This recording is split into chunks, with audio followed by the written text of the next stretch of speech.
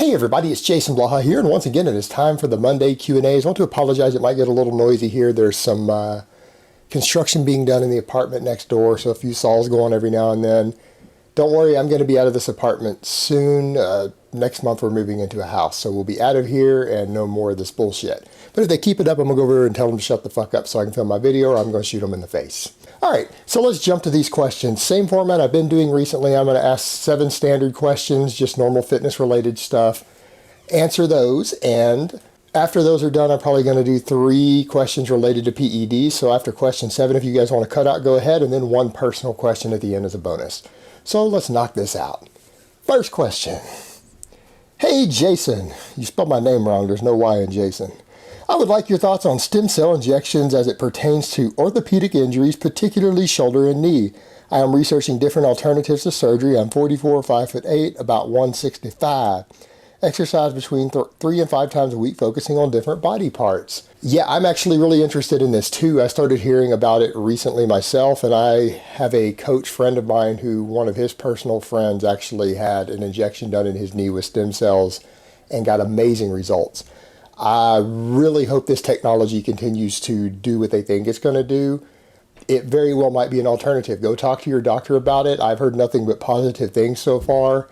And I personally am very much looking forward to stem cells for orthopedic things like joint injuries, knees, shoulders. I think in the next 5 years, that is going to be the way forward. And yeah, very much for injured athletes, people with training injuries, this is really going to be an awesome thing in the long term.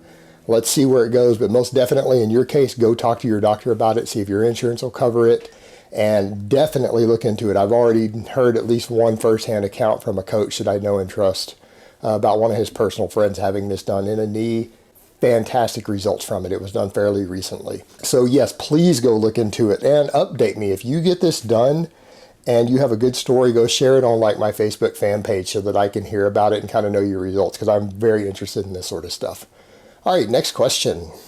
I'm currently doing ice cream fitness in preparation for a small strongman competition. The event includes a max rep push press. Do you think it would be wise to do the push press every workout and drop the bench until after the competition is done?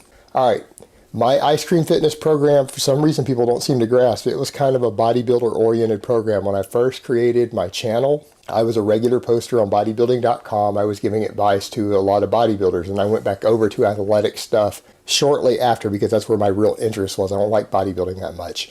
But that is a bodybuilder program. It is really not an ideal program for someone doing a strength athlete thing. I have other programs. Maybe you should consider, if you want to go do a strongman type event, maybe run my intermediate linear periodization program. That might be a much, much better program for a strength athlete. Definitely wouldn't be running ice cream fitness if you want to be competitive in strongman. And if you aren't very experienced and you still need a novice program, don't worry so much about competing or placing on a strongman event. Just go do it for fun, because you're going to struggle with the amount of volume and workload and things I have in that program to actually get ready for an athletic event on it, or to do sport specific training like the push press stuff to get ready for that.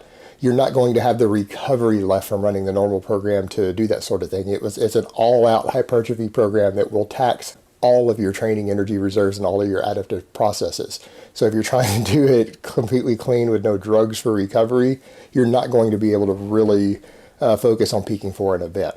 But if you're still a novice lifter, you shouldn't be worried about peaking anyways. You just need to be putting on slides and strength and not worry about it. So it really depends on how experienced you are.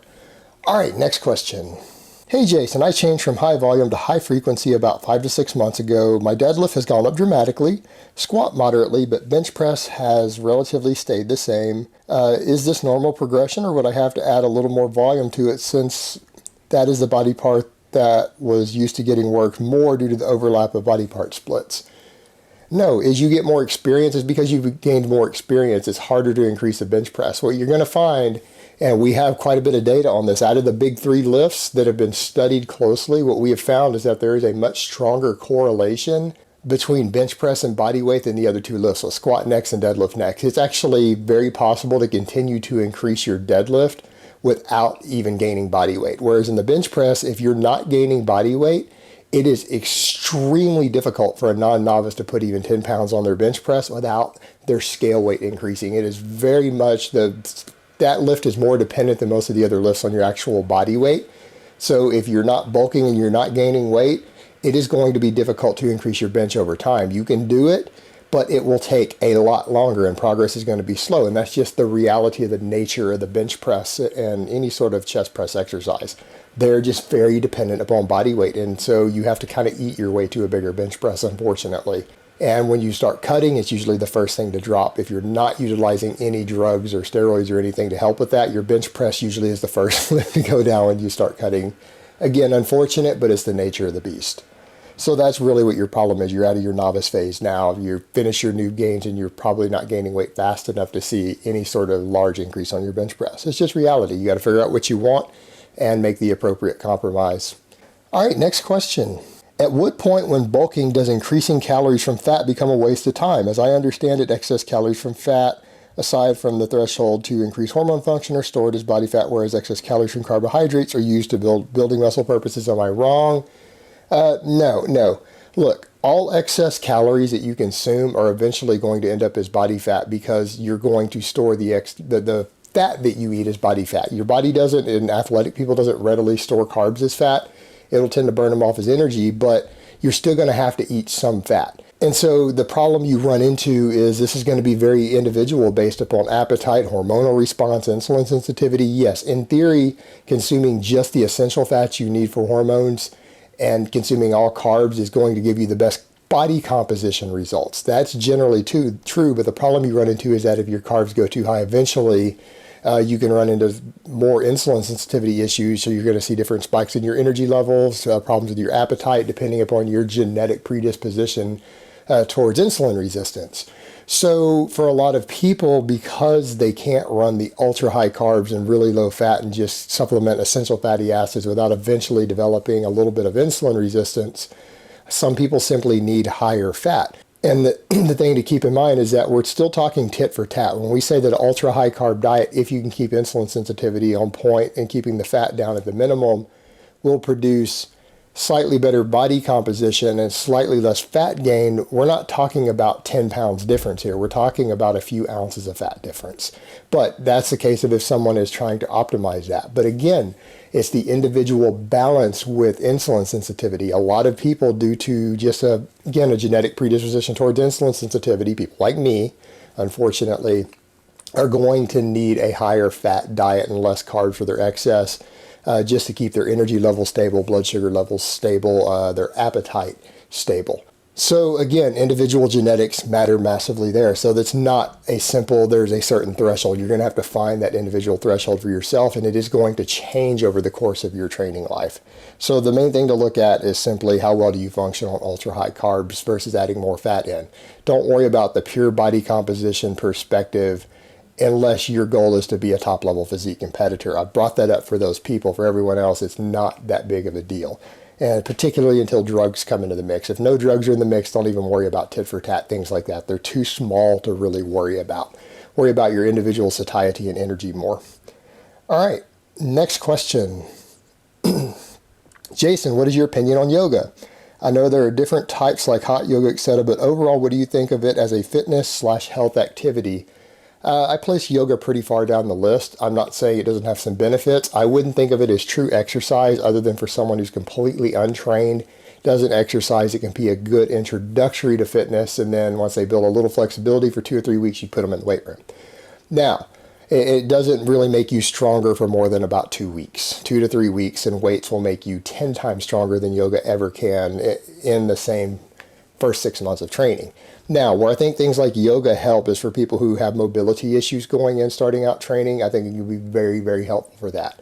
As far as an active recovery tool, because again, oftentimes there are forms of tools that you can use to relax yourself, to get blood flow and things to muscles. We would call it term active recovery. They're forms of lighter exercise that can help speed up and facilitate some recovery through either relaxation or blood flow and things like that. I think yoga falls into that category of being a very viable form of active recovery because, again, there's a lot of stretching involved, mobility involved, and relaxation techniques that can help bring cortisol levels and things back down. I think that's the role that it serves in fitness. I would never treat it as your primary form of fitness or exercise because it's simply not intense enough, and it's not, doesn't have enough adaptive response in the body to be considered a true form of exercise or training by any means. But as far as an actual active recovery tool to do between your bouts of training and exercise, I think it could serve a very viable and useful role there. So it's just using the right tool for the job and understanding it in that context. All right, next question. I have an autoimmune disease called alopecia areata. I pronounced that wrong. It started about the same time that I started lifting 3 years ago. About the same time my son got diagnosed with epilepsy. I say it's stress related, but for some reason my surrounding thinks it has to do with lifting and supplements. I only take whey, creatine, vitamin D, and pre-workouts. I tell them they're full of shit. Any ideas if anything would help? Docs say nothing can to be done. I remember you stating you had an autoimmune disease but managed to control it. I just can't remember what it was. Yeah, I have bilateral Meniere's disease, and it has an autoimmune component inside my inner ear. What I'm going to say with this, no, your weight training should actually help with it as long as your training is not excessive. If you keep your training volume moderate and you don't do a lot of high volume training with too much workload, it should not exacerbate your autoimmune condition. However, if you go in and you try to do this 15 sets of body part stuff and you have an autoimmune condition, best of luck to you. You're going to have problems. Some supplements might actually be beneficial, like the vitamin D3. Creatine and whey should in no way negatively impact an autoimmune disorder, but pre-workout supplements absolutely can, because you're taking stimulants, additional stimulants, some of them quite strong. I would completely avoid all the pre-workouts if you have any sort of autoimmune condition. In fact, I generally recommend that people avoid them in general, but for someone with an autoimmune condition, I wouldn't even consider taking them. There shouldn't even be an option. So cut those out, but continue lifting. Just keep your training in moderation. When my condition was at its worst, like recovering from training was insanely difficult, but I found if I just moderated the volume, that it seemed to help me, not actually hurt me with my condition. So again, just keep your volume in check and cut the pre-workouts out and just live your life. Look, there's only so much you can do. If you have a serious autoimmune condition, you may not ever get it fully under control, but the idea that all supplements can contribute to it is silly. And the idea that training with moderate volume and workloads would exacerbate it in any way is just absurd. It's again, when things become excessive or you start putting extra stimulants and things into your body, it's when it becomes a problem. So that would be my advice to you there. All right, next question. Shallow hip sockets. I'm almost 35 years old, and it seems I've inherited my dad's bad hips, and mine are growing sooner due to my 6 years of ground and pound in the Army. I still love the squat and deadlift and always will, although any kind of squat seems to aggravate my hips more than deadlifting. Even 4-inch deficit deadlifts, my hips seem okay after. Leg presses and my hips hurt for a week. What are some things I can do to protect my hips while still enjoying recreational fitness and lifting? All right, normally I tell everyone that most people need to be squatting, no excuses. In your case, if you have actual diagnosed shallow hips that you've inherited, your father had them, they've confirmed it like with an x-ray, or EMG that you actually have them, I'm going to tell you, you might actually have to quit squatting or mess around with box squats for a little while and see if your hips still hurt afterwards. If you can do the box squats, fantastic. Now, failing all of that, don't tear your hips up any worse. Again, the ground and pound in the military, all the running, all of that stuff has probably beat them up a bit as well. So you might need to quit squatting in that case if it still continues to be a problem with the box squat. You deadlift more. Deadlift more often. Like you said, you can do 4-inch deficit deadlifts without it hurting your hips. Fantastic. Do those then. Or even something you need to consider if you want to strengthen a lot of those same muscles, and you can do this, and try trap bar deadlifts for a while, because it does utilize a little more quadricep than a conventional deadlift. So consider messing with trap bar deadlifts as well in your rotation and see if you can do those without hip pain. And if you can, then you might need to go ahead and replace squats completely with trap bar deadlifts. So I would give that a try. All right, next question. And actually this one we're going over to the PED, gear, and TRT related questions. So let's jump to those. And if you're not interested in those things, you guys can go ahead and cut out now or hop to the personal question at the end. Jayson, thanks for the information. You stated that the idea of cycling is scientifically not accurate. No, that's not what I said. I said it's stupid. I'm also guessing that the Bulgarians hitting training maxes every day were not cycling any drugs run year-round. Obviously, there are going to be negatives to permanently using PEDs, but I appreciate it if you could expound upon that further. Thanks again. What I mean when I say that cycling is useless is because you lose progress. Why would someone go through the trouble to put exogenous hormones and drugs into their body to improve their performance and strength, muscle mass, whatever it is they're doing, and then stop using them? There's no point to that. The reason that people come off is not for overall health purposes. The reason that people cycle off is because they want their body to start producing sperm and testosterone again. Maybe they want to get their wife pregnant a few years down the road. They want to have kids in 5 years, and they don't want to do HCG therapy at the time. They don't want to have to go on TRT, even though most of you are going to end up on it. But the truth is, when you go on gear, there's a risk every time you cycle on or off that you're not going to come back online. That is a risk that you accept when you go on. And if your mindset is correct on that and you don't go on gear with the thought of, hey, I don't want to have to do this the rest of my life, then you should never go on in the first place. You shouldn't even be considering it if you can't live with that reality, because there's a very real risk that no matter what you do, and a real risk meaning a very high percentage of people will have to go on for life as a result of it. So this idea of cycling on and off to preserve that isn't really accepting reality. And people with serious goals don't do that. They just stay on maintenance doses, or a lot of the guys that end up doing, the thing you've got to remember with things like PCT and cycling on and off, it's actually more expensive than staying on, and it's harder on your body than staying on. It puts more stress on your body, you lose more gains, you have more psychological problems, emotional problems, things like that as a result of going on and off and doing the PCT.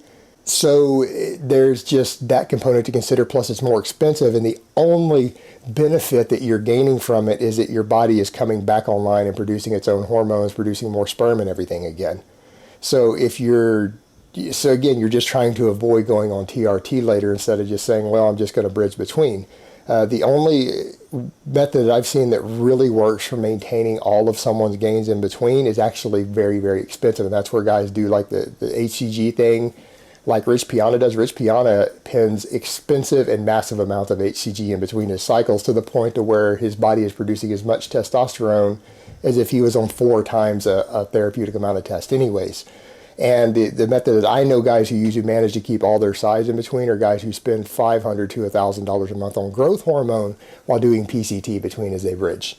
Or at the very least, very large amounts of peptides. But I have a friend who does it that way, but he uses growth hormone and HCG all the way through between his cycles, and he maintains all his size, and he is massive, but that's how he does it. He doesn't ever actually come off everything. So the whole point of guys who are going to go on, the idea of cycling is just absurd. It's this weird internet theory that people do, and it's just not that good of a theory and an idea. It's more expensive, and it's more taxing on you psychologically, more taxing on your body, and you lose progress. It kind of defeats the purpose. So that's why I say that. And most pro athletes don't ever come off. All right, next question. Why do you think some people believe that size and steroids are synonymous? Major League Baseball pitcher, NFL quarterback doesn't look that big, ergo he mustn't be on drugs. Could you say specifically what types of drugs these athletes use? All right, guys, it's not just about big, it's about the look. The reason a lot of these guys don't look like bodybuilders, they don't use the same drugs as bodybuilders do to get that look. They use the same drugs for size, they just use less. That's what people aren't grasping. There's a dose-dependent response, and this is going to come as a shock to a lot of people. But yes, most of your serious athletes, including endurance athletes, use testosterone and growth hormone. That's part of the big trinity for size that bodybuilders use to get massive. That's 2/3 of the mix. However, and again, this is going to come as a shock to people, but that the more drugs you use, the more muscle you gain from the drugs. And a lot of people, I know that's a big surprise. They are just thinking that if anyone uses any amount of steroids, you're just going to blow up and get massive. That's not true. If you use 10 times the amount of one drug, you'll probably gain more muscle from the drug than if you use 1/10 of the dose. However, people who use fairly low doses, like again, Lance Armstrong used testosterone, growth hormone, and EPO for many, many years. He never got massive because 1, he didn't train for size, 2, he didn't overeat to gain weight, and 3, he used conservative doses. He used them to increase endurance and to increase recovery from training. He didn't go on 2 grams of test and $1,000 worth of growth hormone a month like guys who are trying to get massive for bodybuilding purposes. The other thing to consider is that most athletes don't want to be really ripped. In many sports, it can hurt your endurance, it can hurt your padding on a playing field to get super lean and super dry. And a lot of people who want a certain look aren't just using random drugs. They're using drugs specifically that enhance their aesthetics. There are drugs that are drier drugs. There are drugs that suck water out from under your skin, that suck water out of your fat cells more and fill your muscles more. Things like trenbolone, masteron, primobolan, All of these sort of anabolics, when people are on them and they're decently lean, it will completely change the way that their muscles look under the skin and the way that the subcutaneous water looks under your skin while at the exact same body composition. And that's a really, really big deal in terms of how people look out there. So a lot of guys who you're seeing who have a certain look from using drugs for their physique are not using the same combination of drugs that an athlete is using to boost recovery and performance. They're using more specialized drugs that refine how your physique looks because they make you look leaner and harder and fuller at the exact same body composition, in addition to the fact that a lot of them burn fat and build muscle also. So it's a little more complex than that. All right, next question. Hi, Jayson. Could you please do a topic about androgel and if you would recommend this over testosterone cypionate for TRT, if at all possible? I would like to talk to you. No, I don't do private consultations, guys. Sorry. But as far as that goes, I think testosterone cypionate is probably the best widely used TRT blend out there.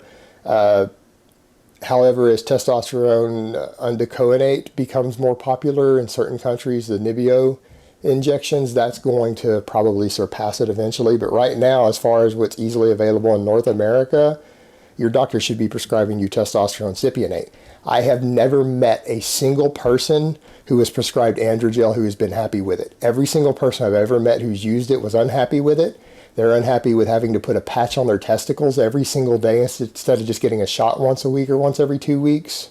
And the shot every week is better, but it's so much more convenient and gives a better result to just get the shot every week than to have to put this patch on your testicles and wear a Band-Aid on your balls every single day. So no, androgel is less effective. It is more of a hassle. And I've never met anyone who is really happy with the results on it. There could be exceptions. It could be my sample bias affecting that, but I've known about 7 different guys who were prescribed androgel.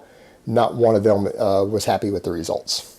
So, you know, take it or leave it, but that's something you should discuss more with your endocrinologist. All right, next question and last question of the week, and this one's a personal question. Favorite fictional characters that inspire you personally from any media? I'm going to have to go back to just my teenage days because fictional characters don't really inspire me as an adult. I don't have heroes, I don't have idols, I don't have things like that. That's for younger people. I'm about to turn 39, but I would say as far as a fictional character that inspired me the most, say as a teenager that I really enjoyed, was from one of R.A. Salvatore's series of novels, was a character named Drizzt Do'Urden. And I was first introduced to him in a book called Homeland, which is his origin story. And the reason I found that character so interesting is that he grew up in a culture and in an environment that most people would consider to be absolute pure evil. Like he grew up in a society that the entire society was built upon sacrificing your family and loved ones to please an evil deity and about assassinating your way into power.